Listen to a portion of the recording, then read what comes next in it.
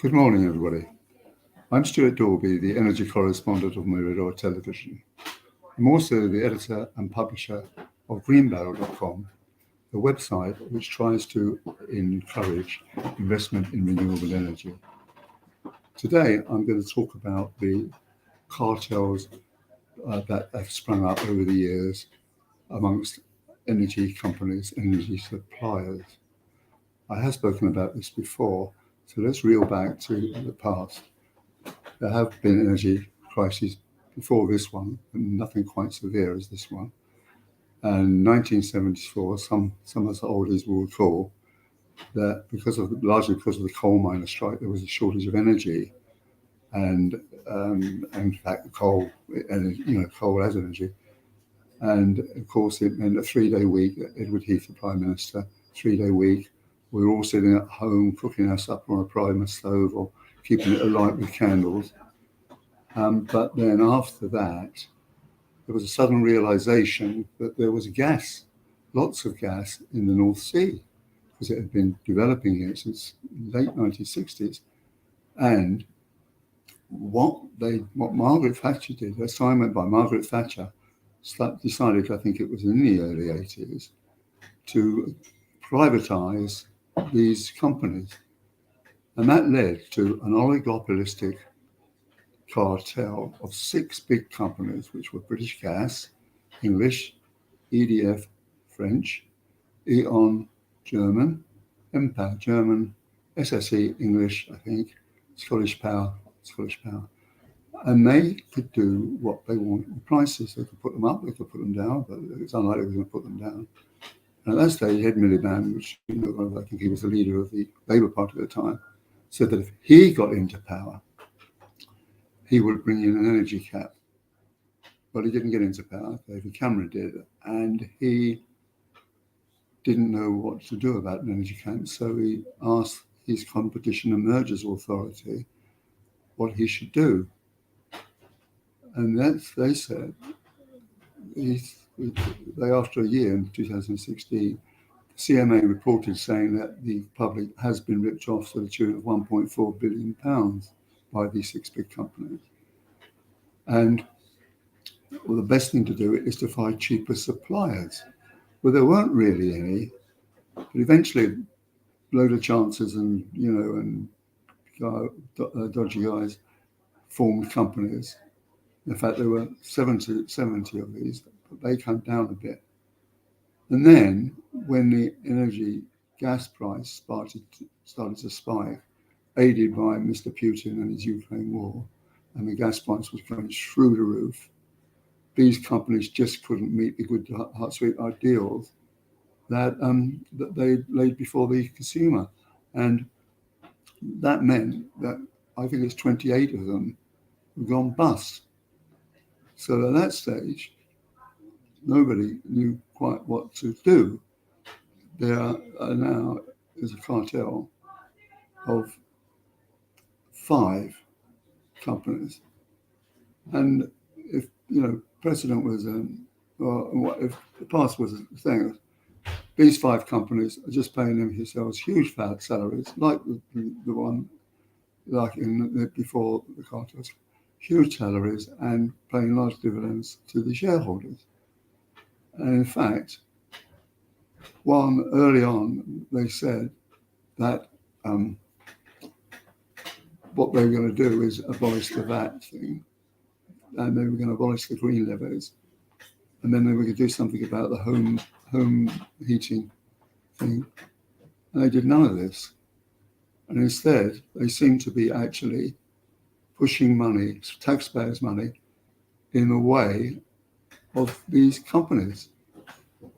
For example, just 2 weekends ago, the Sunday Times did a big expose on bulb energy.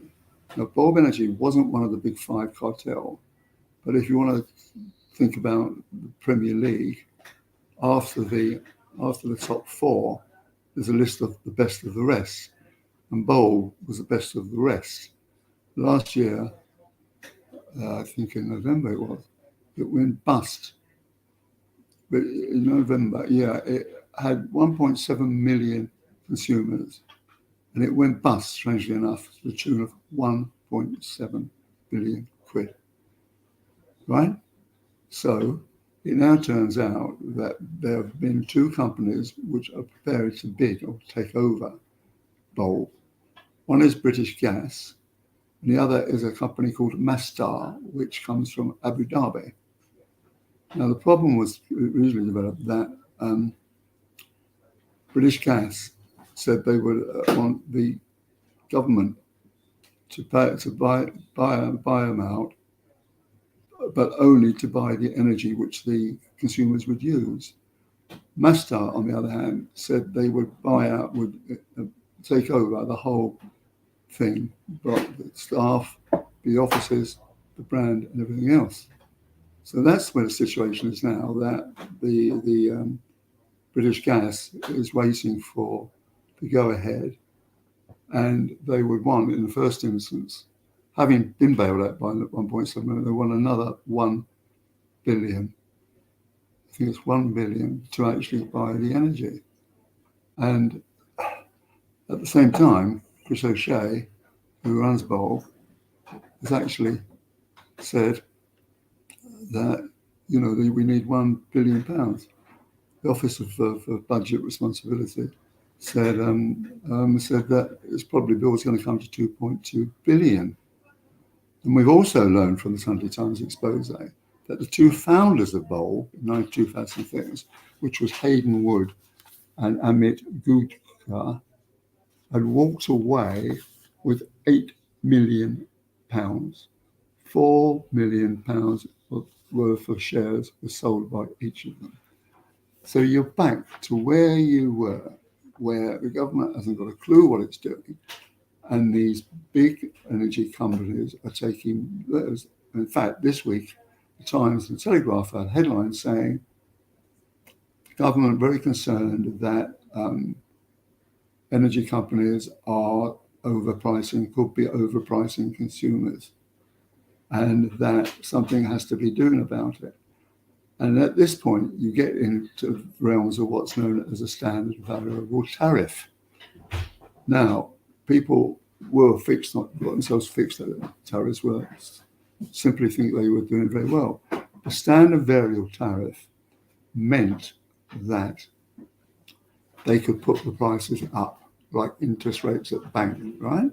They could put it up, which means more thing on it.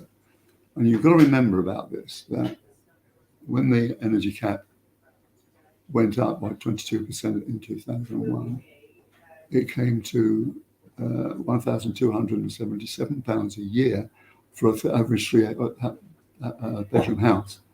And then on April 1st this year, it went up by 54%, making it 2,000 quid. And apparently, 2,000 quid means fuel poverty. So and in October 1, it's predicted to go up another 54%. 3,000 quid for your actually energy bill. So you have to come down, and what they're going to do now, the standard variable tariff means they can put it up just as easy as they want, really, and therefore, but they only set the tariff on estimates. For example, British Gas would have a client, and they say, well, last year they only used so much, so we say that's what they owe us now, right? We owe us now. And I personally have actually tested this because I have got 300 quid back from EDF, right? And then also, there are, before the first, I used to do it for my friends as well, saying they're overcharged because of look, the standard variable tariff means if you say, right, we're selling what it was last year. Supposing this year you go away for 3 months and you don't use any, they still charge you as if you were. Doesn't affect people with smart meters, of course. Anybody who hasn't got a smart meter, a lot of people, that's what happens to them. That their bill is based on an estimate, and that estimate is based on what went before. So there you go. So you've got this big bloody business being bailed out to a huge fortune. You've got two bloody owners, previous owners, We took for 8 billion, what's it, £8 million out of it.